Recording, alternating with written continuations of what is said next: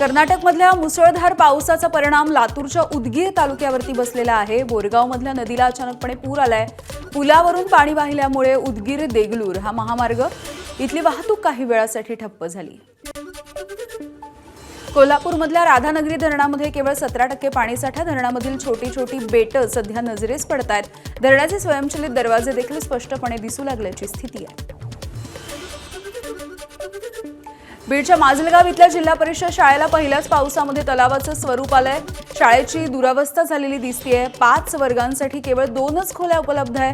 तातडीनं उपाययोजना करण्याची मागणी आहे। पहिल्याच पावसामध्ये वर्ध्यामधील कारंजा घाडगे ते सावरडोहच्या दरम्यान असलेला लहानसा पूल हा वाहून गेलाय। परिणाम या सगळ्याचा वाहतुकीवरती होतोय। वळसा घेऊन जावं लागत असल्यामुळे प्रवाशांना त्रास होतोय। अकोला जिल्ह्यामध्ये जोरदार पावसाची हजेरी। अचानकपणे आलेल्या पावसानं नागरिकांची तारांबळ तर उकाड्यापासून नागरिकांना दिलासा। बीड जिल्ह्यामधल्या अंबाजोगाई, केज, माजलगाव या तालुक्यामध्ये पावसाची दमदारपणे हजेरी। पावसामुळे शेतकऱ्याला खरीपाच्या पेरणीला मदत होणार आहे। परळीमध्ये मात्र दमदार पावसाची अद्यापही प्रतीक्षा आहे। वर्ध्यामध्ये सलग दुसऱ्या दिवशी पावसाची दमदार हजेरी। पावसामुळे जिल्ह्यामधल्या शेतकऱ्यांच्या शेती कामाला सध्या वेग आलाय। शहरामधील काही सखल भागामध्ये पावसाचं पाणी साचलंय। बुलढाणा जिल्ह्यामध्ये आतापर्यंत 29,000 हेक्टरवरची पेरणी पूर्ण झाली। मात्र 80 ते 100 मिलीमीटर पाऊस झाल्याशिवाय पेरणी करू नका, जिल्हा कृषी अधीक्षकांचं शेतकऱ्यांना आवाहन। संपूर्ण सोलापूर जिल्ह्यामध्ये 2 नक्षत्र कोरडी गेल्यामुळे बळीराजा प्रचंड चिंतेत आहे। वरुण राजाला प्रसन्न करण्यासाठी मोहोळ तालुक्यामधल्या पापरी गावामध्ये लग्न लावण्यात आलं। गाढवांना सजवून शहरामधून त्यांची मिरवणूक काढण्यात आली आहे। मान्सूनच्या आगमनानंतर तळकोकणामध्ये भात लावणीला सुरुवात झाली। मात्र 2 दिवस पाऊस पडल्याच्या नंतर पावसानं पाठ फिरवली। त्यामुळे नदीचं पाणी उपसा करून भातांच्या रोपांची लागवड होती आहे।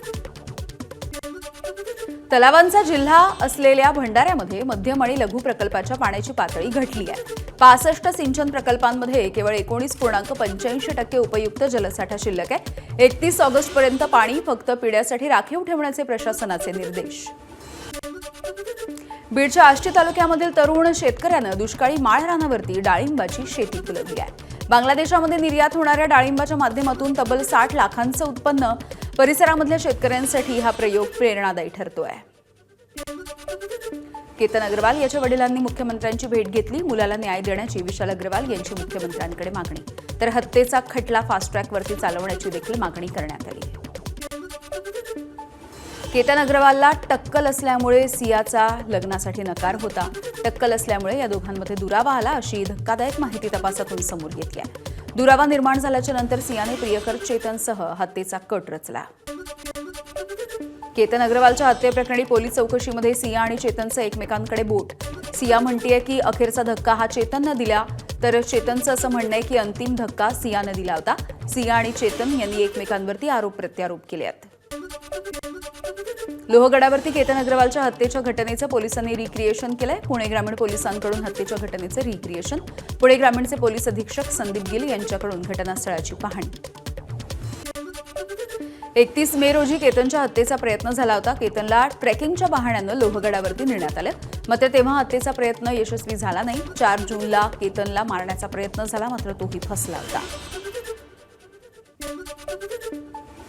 केतन अग्रवाल हत्येच्या प्रकरणामधल्या आरोपीचं सीसीटीव्ही फुटेज समोर आलंय। आरोपी सिया गोयल आणि तिचा प्रियकर चेतन चौधरी यांचा कॅफेमधलं सीसीटीव्ही समोर आलाय। हत्येच्या 1 दिवस आधी 17 जूनला आरोपी सिया आणि चेतन हे दोघेही याच कॅफेमध्ये भेटले होते आणि याच ठिकाणी त्यांनी हत्येचा कट रचला। केतन अग्रवालच्या हत्येप्रकरणी अटकेत असलेल्या सिया गोयलची भेट घेण्यासाठी कुटुंबाची टाळाटाळ। आई, वडील आणि सख्या भावानं सियाची भेट घेणं टाळलं, तर आरोपी चेतन चौधरी याच्या वडिलांनी पोलीस ठाण्यामध्ये जाऊन माहिती घेतली आहे।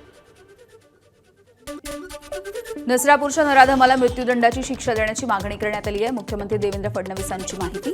29 जूनला आरोपी भीमराव कांबळे याच्या शिक्षेचा निकाल हाती येईल।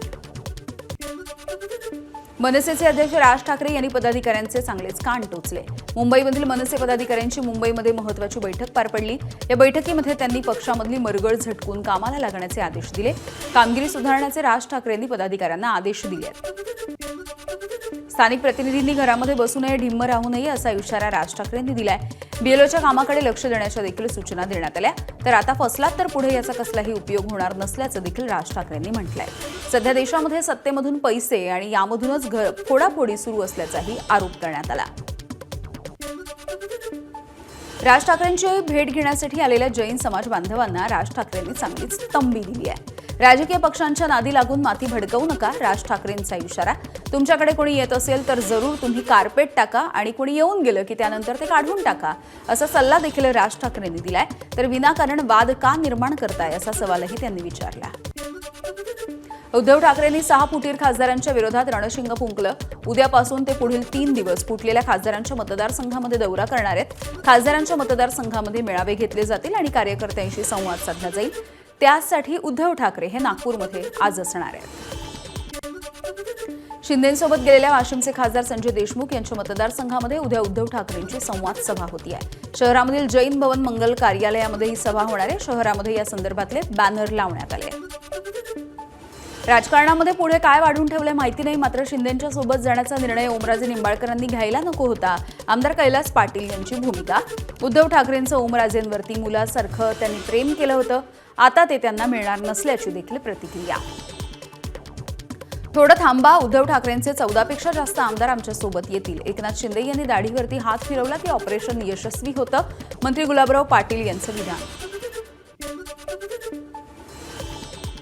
ऑपरेशन टायगरचा सर्वाधिक धोका फडणवीसांना आहे असा दावा खासदार संजय राऊतांनी केलाय. शिंदे एक दिवस फडणवीसांना फोडतील, बावनकुळेंना फोडतील, अमित शहांना देखील फोडण्याचे प्रयत्न सुरू असल्याचा राऊतांचा घणाघात. उद्धव ठाकरेंच्या पक्षामध्ये असलेली गटबाजी महायुतीमध्ये नाही. मुख्यमंत्री देवेंद्र फडणवीस आणि उपमुख्यमंत्री एकनाथ शिंदे एकत्रितपणे काम करतात. तुम्ही तुमचा पक्ष सांभाळा, भाजपचे प्रवक्ते नवनाथ बन यांचं उत्तर.